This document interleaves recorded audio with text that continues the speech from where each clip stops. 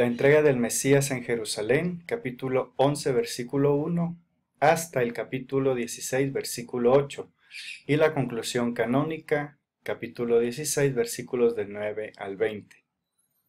Es importante notar la estructura de estos últimos capítulos del Evangelio de Marcos. Los anuncios de la pasión que hemos estudiado anteriormente nos ayudan a comprender y a ubicar estos capítulos en tres partes, tal y como los anuncios de la pasión ya nos lo han dicho.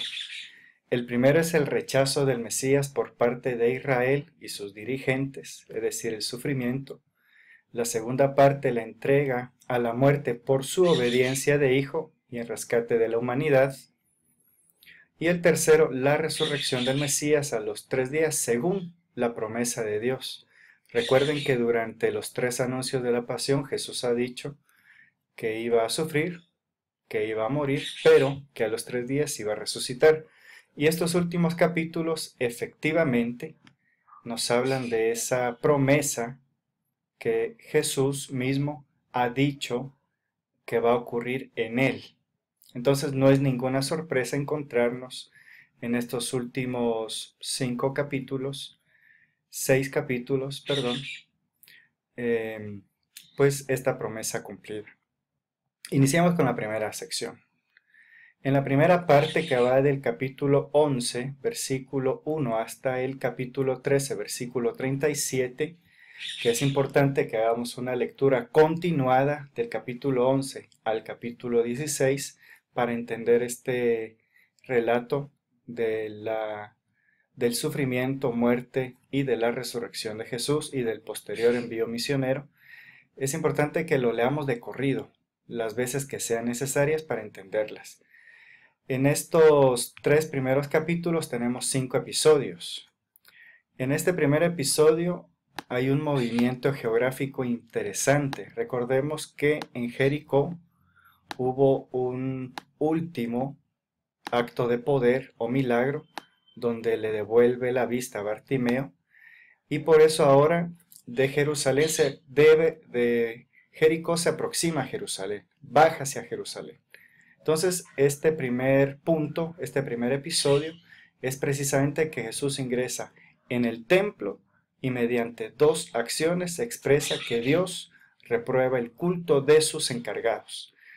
Vamos a ver que esta forma de leer estos últimos capítulos es constante. Jesús reprueba la actitud de los maestros de la ley, de los fariseos o de los encargados de las instituciones. Al ingresar Jesús a Jerusalén se cumple la promesa del Mesías y Rey. Esto está en el capítulo 11, versículo 10. Ahí viene el bendito de nuestro Padre David, hosana en las alturas. En la sección que inicia con la higuera, es importante que entendamos que la higuera representa al pueblo elegido por Dios, es decir, Israel. Porque si la higuera, en este caso Israel, no da frutos, es pura apariencia.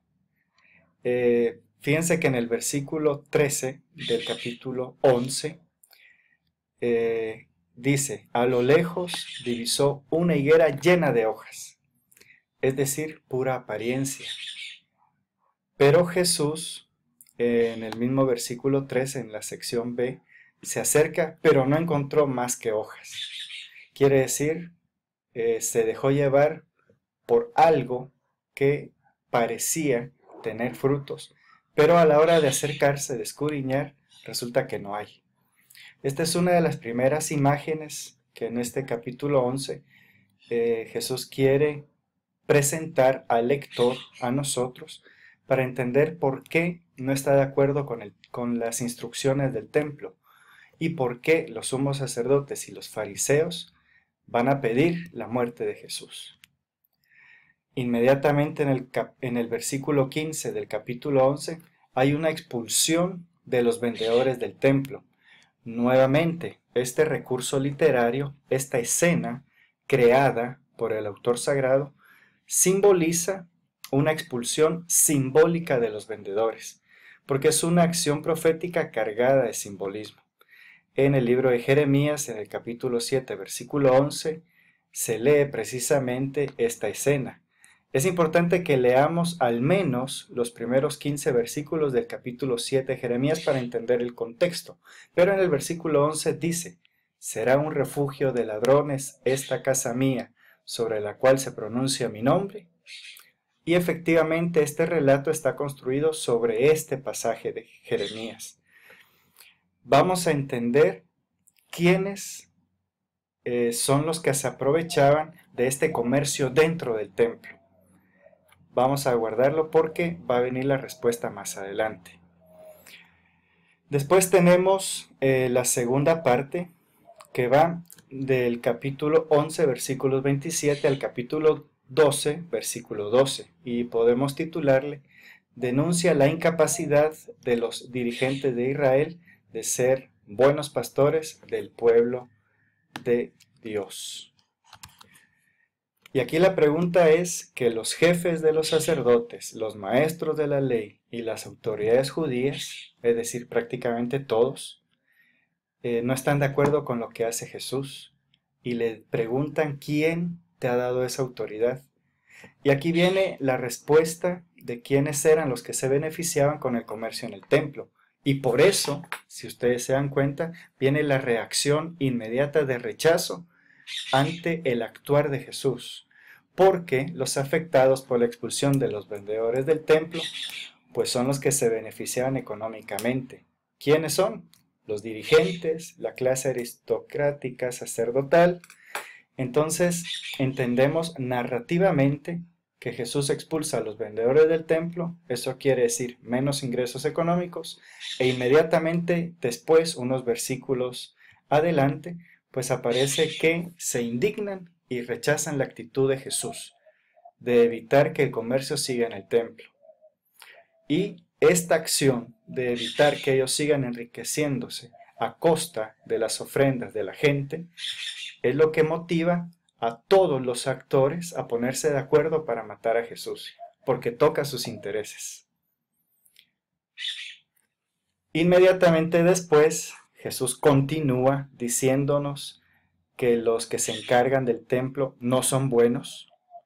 Viene la parábola de los viñadores homicidas o asesinos. Esto es un mensaje claro para los dirigentes que manipulan el mensaje de Dios.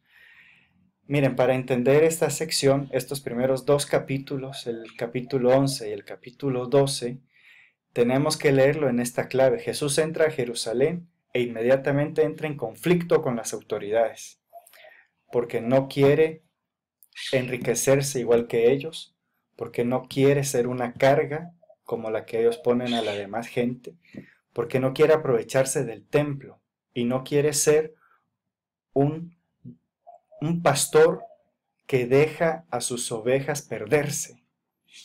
Desde esta clave tenemos que leer estos capítulos. En el versículo 13 del capítulo 12, esta tercera sección, ellos se defienden planteando cuestiones candentes para demostrar que Jesús no es maestro ni Mesías. Ya antes han preguntado con qué autoridad actúa o quién le ha dado ese poder. A esto le llamamos controversia. Controversia con los fariseos. Pagar o no el impuesto que cobran los romanos.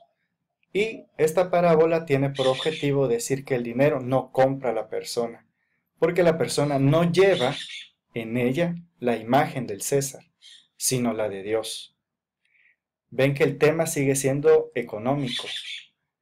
Por eso los fariseos están intentando desacreditar a Jesús, desde la expulsión del templo principalmente.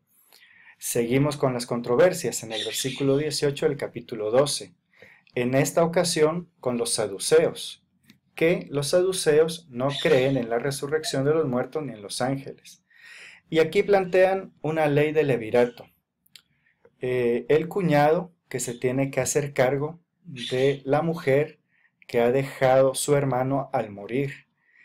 En este contexto, la mujer era vista como una propiedad como una nueva propiedad que se heredaba.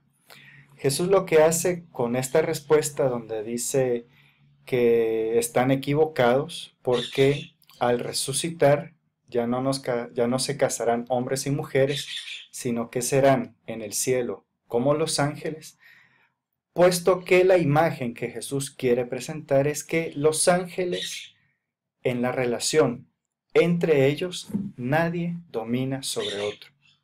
Todos los ángeles son iguales en su relación con Dios.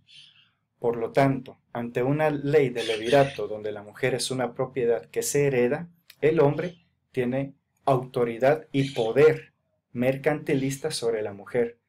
Y Jesús, para su época, tenemos que entender estos rasgos culturales, y Jesús a su época se adelanta y dice, no, esa ley de levirato, no, porque todos tenemos que tener una relación, o todos tenemos de hecho una relación donde somos iguales ante Dios. Una nueva controversia, ahora con un maestro de la ley. ¿Cuál es el mandamiento principal? Esto parece pues como una burla, un maestro de la ley que no sabe cuáles son los mandamientos o cuál es el más importante. Tenemos que suponer, o realmente no sabe o está burlándose. Pero Jesús no desaprovecha esta oportunidad y le dice, amar al Señor con todo tu corazón y al prójimo como a uno mismo.